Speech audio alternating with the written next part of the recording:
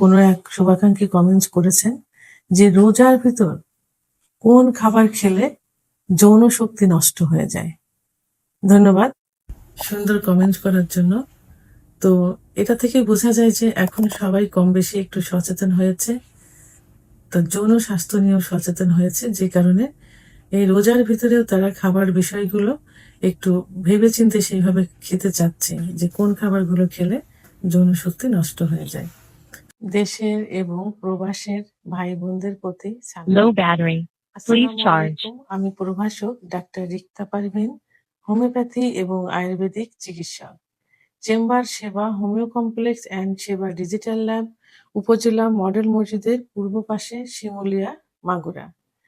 অনেকেই প্রশ্ন করেছেন এবং নির্দিষ্টভাবে কোনো এক শুভাকাঙ্ক্ষী কমেন্টস করেছেন যে রোজার ভিতর কোন খাবার খেলে যৌন শক্তি নষ্ট হয়ে যায়।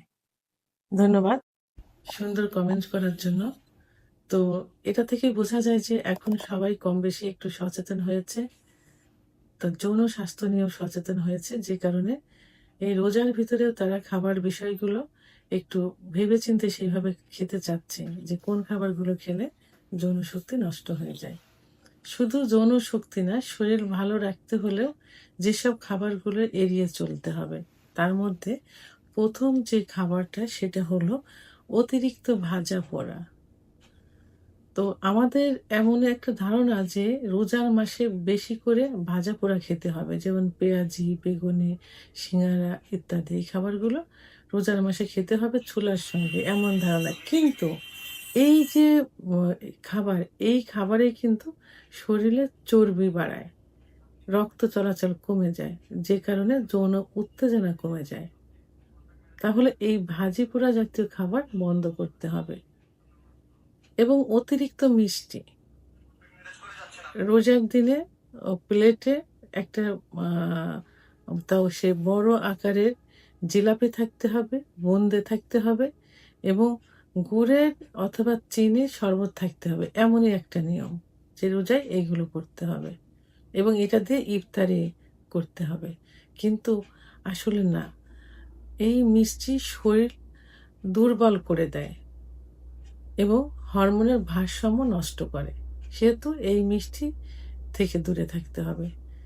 রোজার দিনে সেক্স ঠিক রাখতে হলে এই অতিরিক্ত ভাজা পোড়া, অতিরিক্ত মিষ্টি বন্ধ করতে হবে। পাশাপাশি অতিরিক্ত চা কফি খাওয়া বন্ধ করতে হবে, কারণ চা কফি ঘুম কমায়, সেক্স ড্রাইভটা কমিয়ে দেয়। তো এই জন্য অতিরিক্ত চা কফি খাওয়া যাবে না। অনেকেই ইফতারের পরে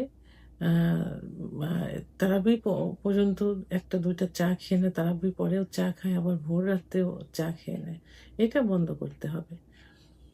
এবং অতিরিক্ত জাঙ্ক ফুড, এখন ইফতারির সঙ্গে শহর গ্রামে সব জায়গায় এখন কিন্তু সেই গ্রামের ভাবটা আর কিন্তু নেই। গ্রামের বাজারগুলো এখন আধুনিক হয়ে গেছে, এখানে বার্গার, ফাস্টফুড ইত্যাদি সব পাওয়া যায়।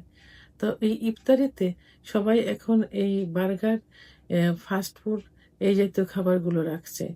এইগুলো কি করে, এই খাবারগুলো শরীরকে ভারী করে দেয়, যৌন শক্তি কমিয়ে দেয়। অতিরিক্ত মশলা, রোজার দিনে অনেকে বলে যে ঝোল জাতীয় খাবার খেতে ইচ্ছা করে না, মুখে রুচি থাকে না, রুচি নেই, এই জন্য ভোর রাত্রে অনেকে মাংস ভুনা, অতিরিক্ত মশলা দিয়ে ডিম ভুনা, মাছ ভুনা এইগুলো খেয়ে থাকে। এইগুলো খেয়ে রোজা রাখে, বলে যে পেটটা ভার ভার থাকে। আসলে পেট ভার না, এটাতে গ্যাস বেড়ে যায়, অতিরিক্ত গ্যাস বেড়ে যায়, গ্যাস্ট্রিক, যে কারণে পেটটা ভার ভার মনে হয়। তো এই গ্যাস বেড়ে যাওয়ার কারণে এবং পেট ভার হয়ে যাওয়ার কারণে, কারণ পেট যদি ভালো না থাকে, যদি সবসময় টয়লেটের ভাব থাকে, যদি সবসময় পেট ভরা ভরা থাকে, তাহলে কিন্তু সেক্স চাহিদাটা কিন্তু থাকবে না।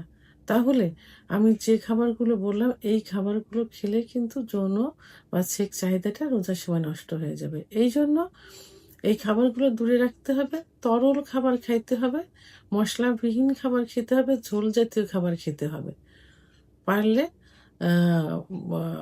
ইফতারের সময় ডাবের পানি দিয়ে ইফতারি করতে হবে। শসা, টমেটো, ফলমূল জাতীয় ঠান্ডা খাবার, টক দই এগুলো দিয়ে ইফতারি করতে হবে। এবং ভোরের খাবারে ডিম রাখতে পারেন, একটু ডাউল রাখতে পারেন। আ এই খাবারগুলো দিয়ে ভোর রাত্রে সেহরি খেতে পারেন। তাহলে শরীর মন ভালো থাকবে, সেক্সও ভালো থাকবে।